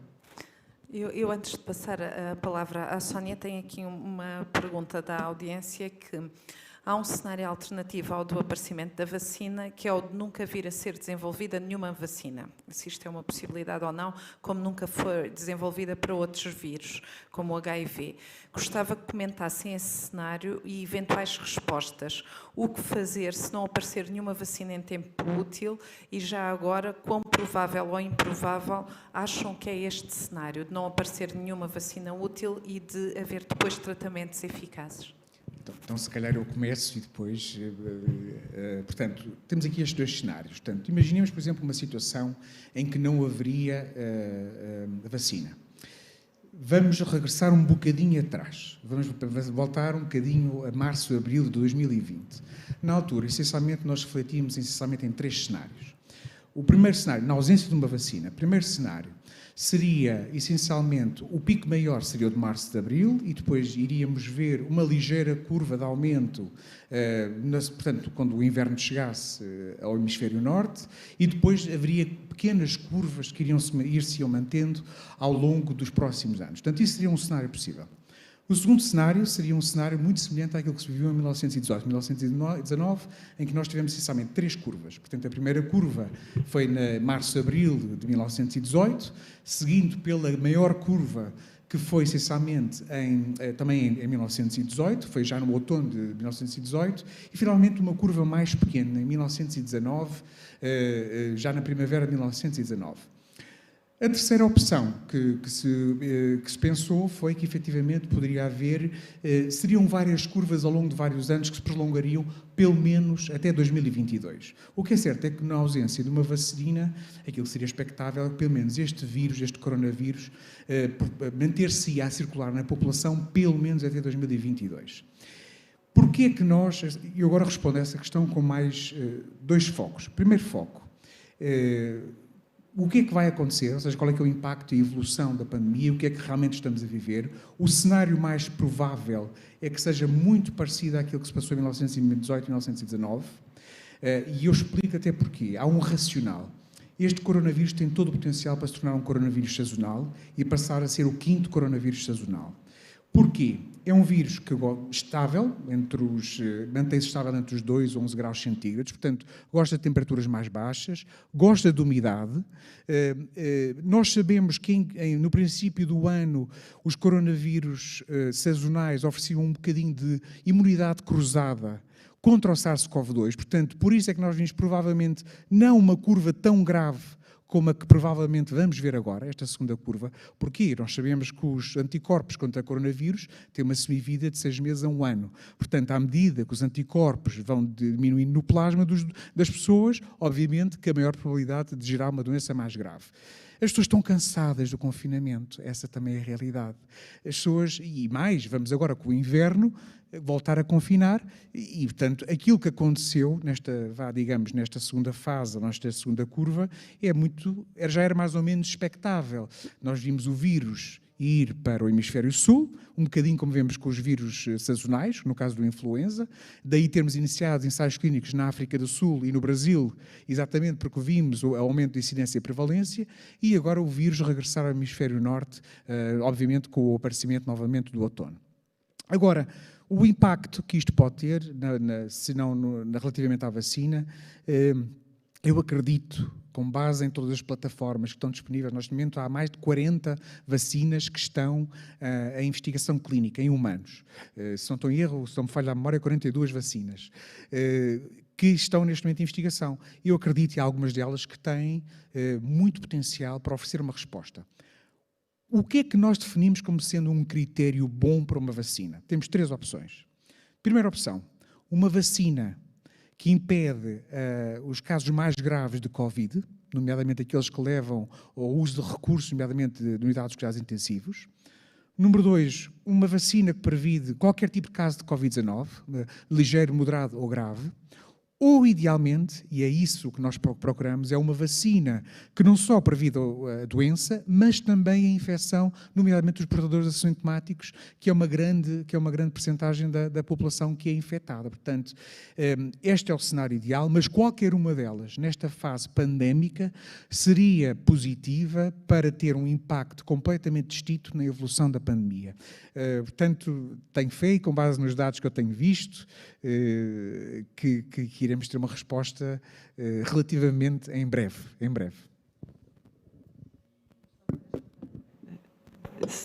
Um outro aspecto que me parece importante, que nós falamos muito da vacina e eu concordo inteiramente com o que, de facto, acho que vamos ter uma vacina, vamos perceber qual é o critério que vamos torná-la eficaz ou não. Mas falou do HIV, e o HIV é um excelente exemplo. O HIV também, vamos lá ver, em 1980 ter um diagnóstico de HIV ou 90 era um diagnóstico de morte, uma sentença de morte. Hoje em dia o HIV é uma doença crónica. Aliás, as pessoas até se esquecem um bocadinho de falar, porque é uma doença crónica e foi possível transformar em cronicidade.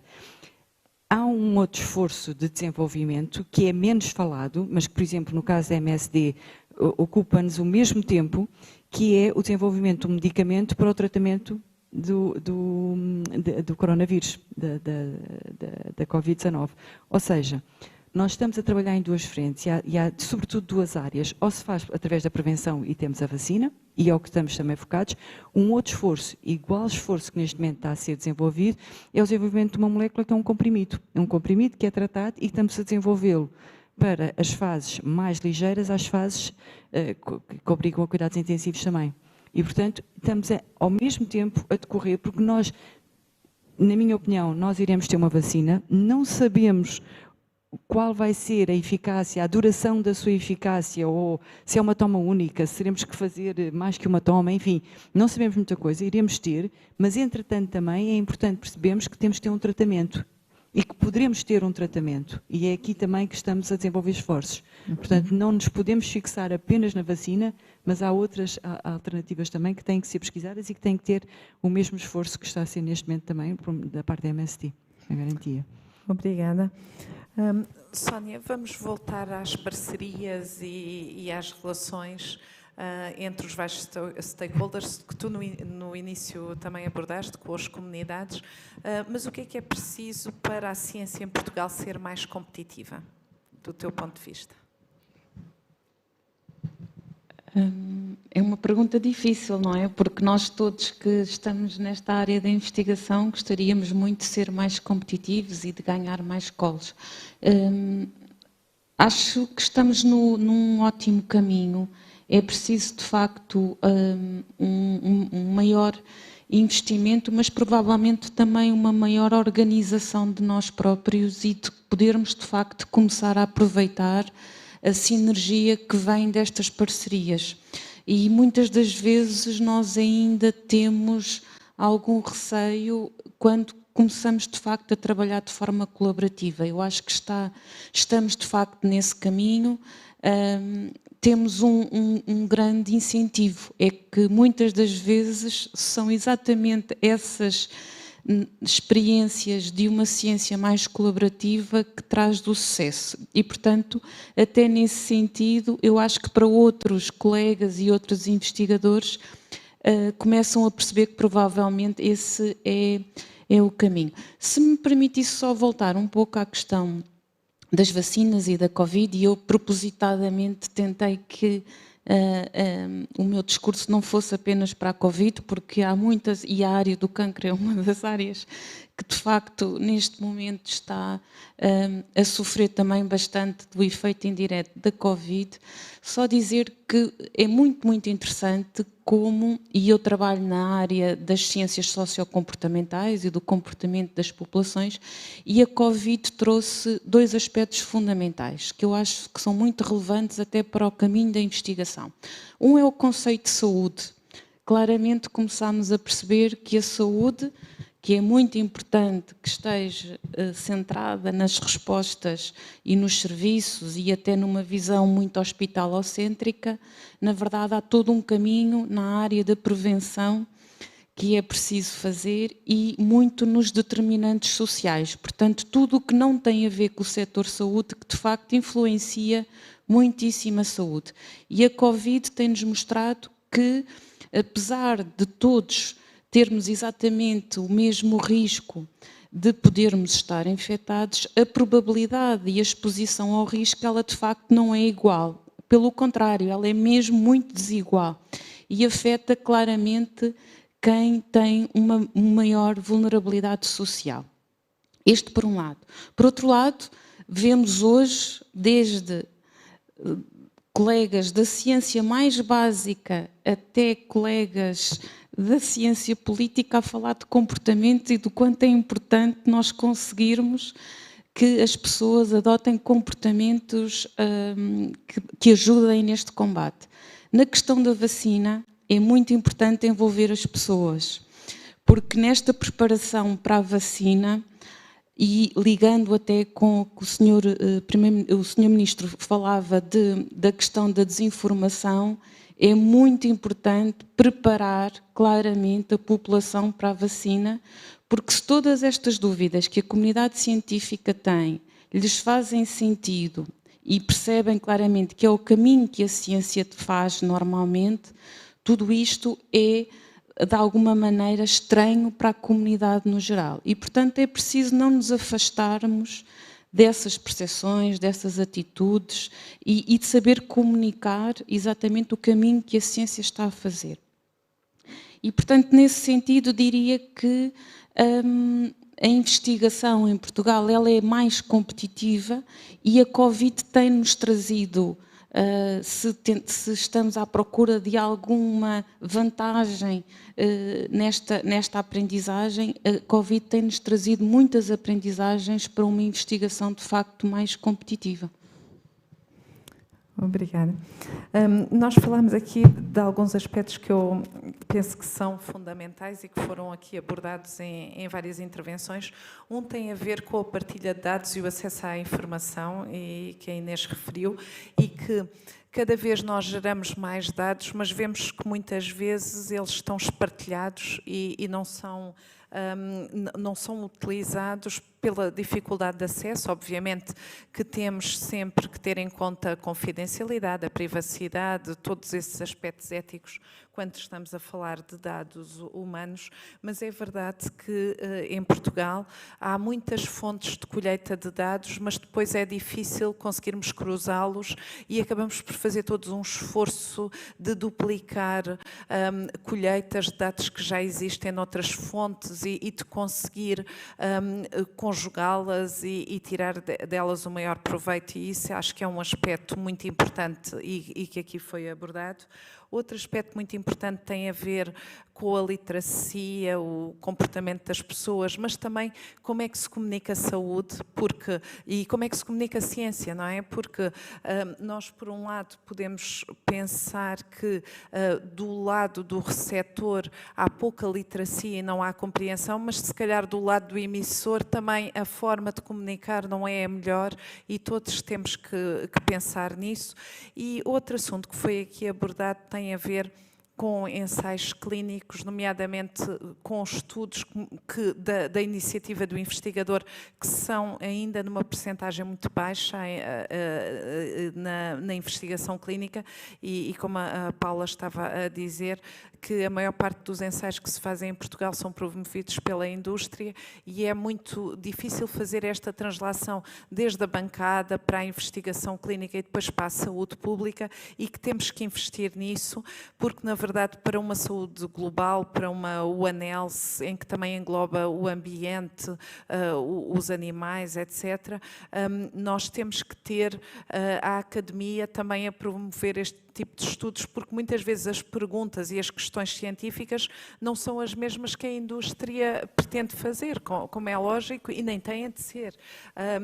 Portanto, que nós temos que promover a indústria a vários níveis e ao mesmo tempo sentir que somos todos parceiros, mas que há muitas questões científicas a serem respondidas, que às vezes os interesses não são os mesmos, mas que se nos complementarmos conseguimos avançar na ciência e torná-la cada vez não só mais competitiva para lá fora, como sermos mais atrativos porque estamos a aumentar a notoriedade e a qualidade, mas por outro lado porque estamos efetivamente a responder a questões sociais e assim tornamos Portugal também mais resiliente para tudo o que vem.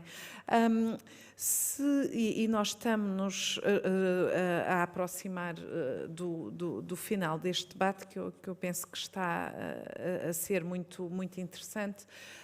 Se quisessem deixar mensagens para o futuro, para recuperar Portugal, nós vamos ter agora pela frente momentos muito difíceis. Estamos todos a passar um 2020 dificílimo, em que nós não estávamos preparados psicologicamente para isto, nem na sociedade para isto.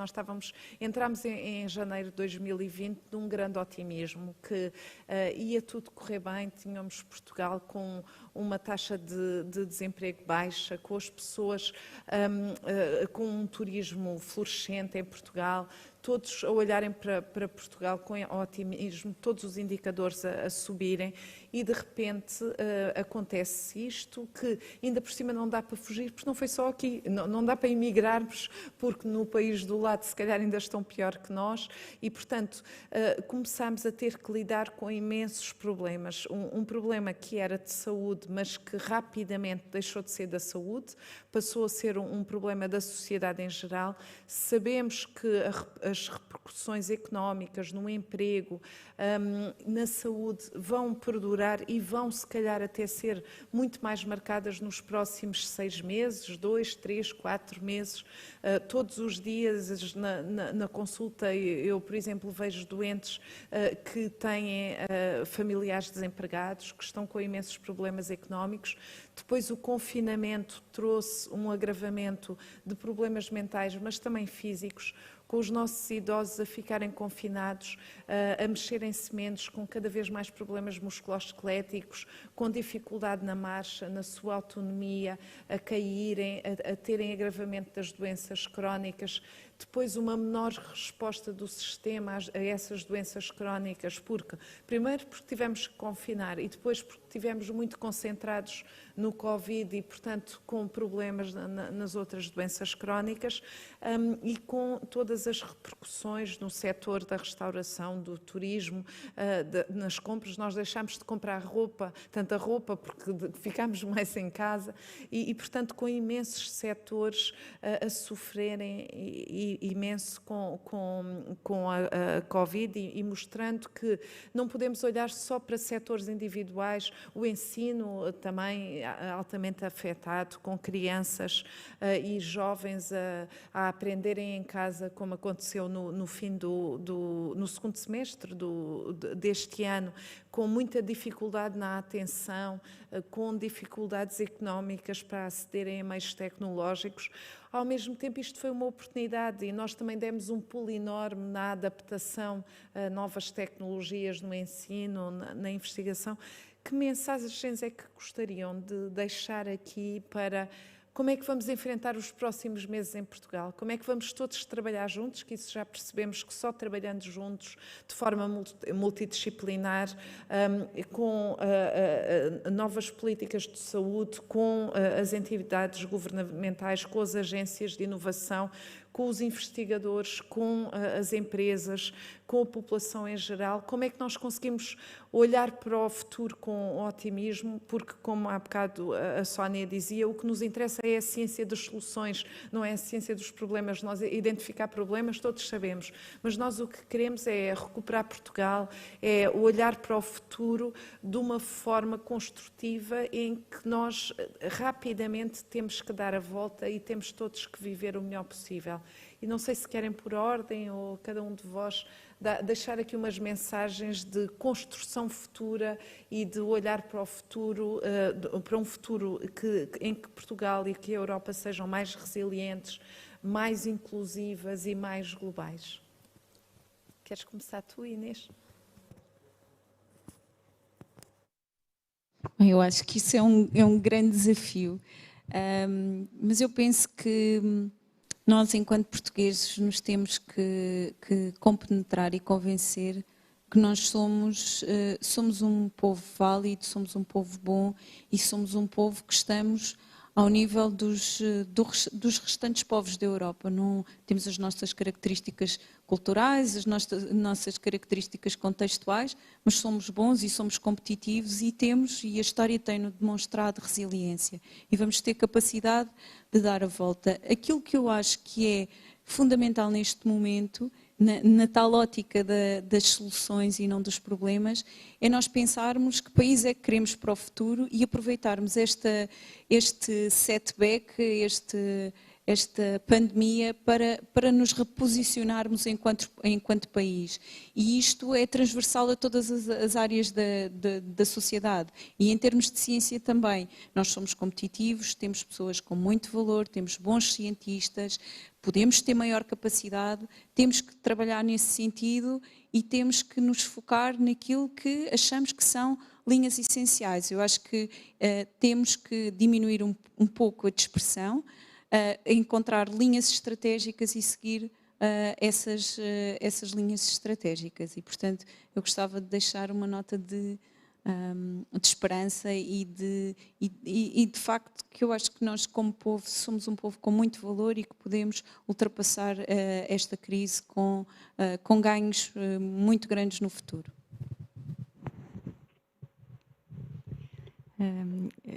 Concordo inteiramente e falei em investigação e do caminho que Portugal ainda precisa de percorrer em termos de investigação.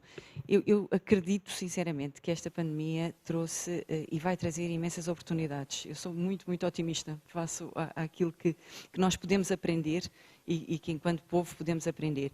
Eu diria que o que nos falta talvez fazer, e quando olho e quando estou em reuniões de investigação a nível mundial, com investigadores de todo o mundo, na MSD, tenho essa oportunidade, aquilo que eu vejo é que os portugueses em nada, mas em nada, ficam atrás de investigadores a nível do mundo inteiro. Em nada.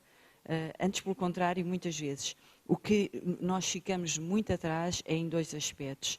Primeiro, nós, face à indústria farmacêutica, ainda mantemos alguma desconfiança e não percebemos que podemos alavancar e ter sinergias claras com a indústria farmacêutica. Desenvolver uma molécula custa 2.000 milhões de dólares e, portanto, dificilmente as academias e as startups têm esse dinheiro para avançar, mas podem alavancar-se na indústria farmacêutica, fazer parcerias. É o exemplo claro do desenvolvimento de uma vacina ou do desenvolvimento de uma molécula para tratamento desta doença e, de facto, foi possível fazê-lo. Eu diria que o que nos falta, além de vencer esta inércia e esta desconfiança e ir a encontrar mecanismos em que ambas as áreas sejam win-win, que ganhem ambas, eu diria que talvez o caminho que nós temos de percorrer é sermos visíveis. Nós somos um pequeno país. Não podemos estar à espera que o mundo inteiro olhe para nós como aquele pequeno país cheio de gente fantástica que está disponível. Nós temos que publicar mais. Nós temos que ser visíveis. Nós temos que mostrar o quão bom somos, o quanto sabemos fazer e quanto de bom fazemos em Portugal. E nós temos muita dificuldade em publicar, tem vindo a melhorar claramente, as novas gerações têm feito um percurso fantástico, mas temos que fazer mais. Nós temos que ser visíveis, não temos que ter vergonha daquilo que fazemos, porque o que fazemos é muito bom. Aproveitamos esta oportunidade que temos agora, em que o digital fomos capazes de nos adaptar fantasticamente a estas novas tecnologias e aproveitar isso também para projetarmos aquilo que nós fazemos. E, portanto, temos aqui uma enorme oportunidade de aproveitar estes ensinamentos para sermos mais visíveis e atrair, sim, os holofotes para Portugal e para aquilo que podemos e devemos fazer mais e melhor. Portanto, eu estou confiante que, se soubermos aproveitar, nós claramente sairemos também vencedores a este aspecto, porque a base nós temos. Não precisamos de construir fantásticos investigadores. Isso é a base, nós temos é que mostrar.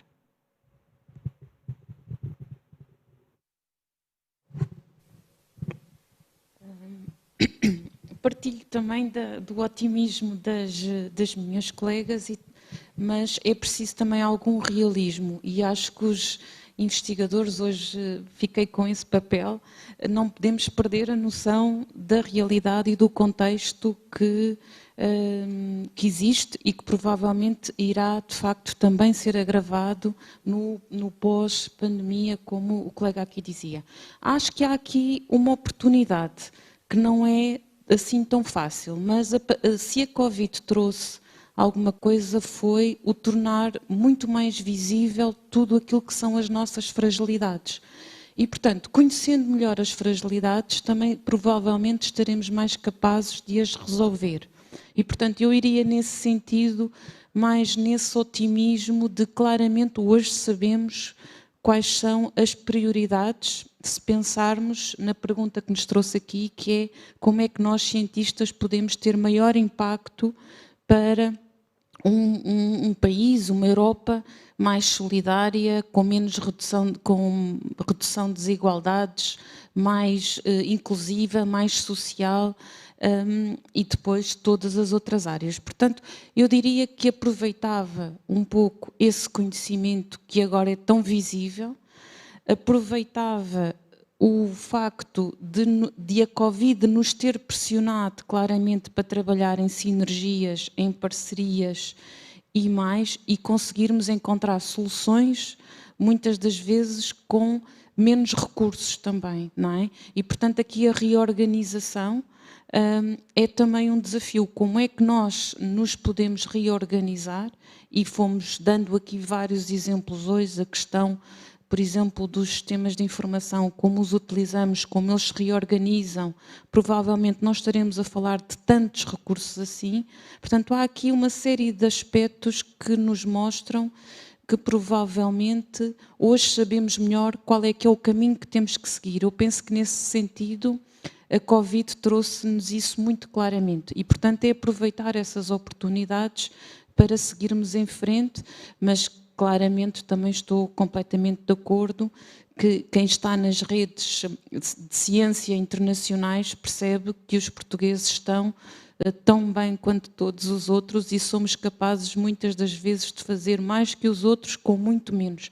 Eu acho sempre extraordinário quando as nossas equipas conseguem fazer em consórcios o mesmo que outros colegas e com muito menos recursos e provavelmente todos os investigadores que me estão a ouvir sabem do que é que eu estou a falar.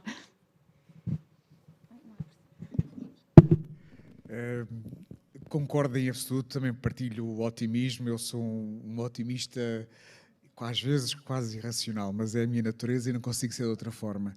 Eu queria deixar só 3 palavras ou 3 áreas de foco. A primeira área de foco tem a ver com a partilha, parceria, colaboração. É fundamental criarmos uma plataforma que nos permita partilhar dados, aceder a dados, de forma a que conseguimos digerir os mesmos. Aquilo que eu sempre senti nos mais de 12 anos em que estive fora de Portugal é que Portugal tem tantos dados, tanta informação, o que é que faz com esses dados todos? Onde é que eles estão a viver? Quem é que publica esses dados? Portanto, eu acho que é fundamental quebrarmos barreiras e conseguirmos atingir essa meta que é unidos, tal como fizemos no século XV, XVI, XVII, na época dos descobrimentos, realmente juntos, de uma forma coesa, com uma visão unida, conseguirmos ter essa capacidade. Portanto, o primeiro foco era nesta parceria, portanto, há os estudos de iniciativa de investigador, que há o apetite para investir, há esta partilha de dados, há plataformas, temos que repensar a forma como fazemos. A segunda tem a ver com a comunicação e dar voz a Portugal. Eu pessoalmente, mas a AstraZeneca, a indústria farmacêutica, a Merck aqui também representada, a academia, os investigadores, a docência, a academia, todos juntos, temos que ter a capacidade de demonstrar que Portugal, apesar de pequeno, e sermos pouco mais de 10 milhões de habitantes, temos uma grande voz. Temos excelentes investigadores que produzem qualidade de ciência a nível mundial. É uma questão de nos organizarmos. Portanto, a forma de aumentar a nossa voz é efetivamente publicar. Temos que publicar. Portanto, é a forma de demonstrar que atingimos uma meta. E a terceira e última voto ou desejo é um desejo de esperança. Isto parece um bocadinho a caixa de Pandora que foi aberta e quando se espreitou lá para dentro ficou aquele resquício, aquela centelha de esperança. Esta pandemia vai passar. Todas as outras passaram, esta também vai passar. Portanto, é preciso resiliência e olhar para isto como uma oportunidade. Portanto, o meu voto é exatamente que nós, mais do que nunca, estejamos unidos, comuniquemos e tenhamos esperança num futuro maior para Portugal. Obrigada. Eu queria agradecer muito a todos esta participação. Eu penso que estes warm-ups foram um sucesso, os 3 warm-ups, e abriram o apetite para o que vem a seguir, que é o Encontro de Ciência, no dia 3 e 4 de novembro, onde vamos continuar a debater assuntos da ciência, mas com os vários stakeholders. O Ministro Manel Leitor já disse que iremos ter prémios Nobel, investigadores da diáspora portuguesa, investigadores que residem em Portugal e que são distinguidos por esse mundo fora, e queremos também o envolvimento dos cidadãos, da indústria, de das entidades governamentais, de todos os stakeholders que são necessários neste momento e com diferentes backgrounds. Não estamos apenas a falar de saúde, estamos a falar de economia, estamos a falar de tecnologias, de engenharia, de todas as áreas do saber, porque como todos disseram, a pandemia foi algo que nos caiu em cima, mas que tem de ser uma oportunidade de nós percebermos que temos que confiar uns nos outros, que tudo o que existe de fake news, de desinformação, e tudo isso deve ser combatido, que nós precisamos de informação, mas que seja informação que traga conhecimento e não que traga desinformação, porque infelizmente ainda há muitas pessoas que, não sei, que ou por personalidade ou por infelicidade das vidas delas, o que fazem é ir para as redes sociais e destruir, mais nada, não conseguem ajudar a construir, e felizmente a percentagem é sempre pouca e pequena, mas acabam por fazer muitas vezes ruído, e o que nós devemos ser é uma sociedade unida na procura, nem sempre com as mesmas opiniões, obviamente, nem temos que concordar todos uns com os outros, mas temos a obrigação de contribuir para um Portugal melhor e para uma Europa e para um mundo melhor, mais inclusivo, mais social e mais global. Queria agradecer-vos muito a vossa presença e espero que nos encontremos todos no Encontro de Ciência a 3 e 4 de novembro. Muito obrigada a todos também que nos ouviram lá em casa, no trabalho e por via online, e esperemos que tenha sido do vosso agrado este debate.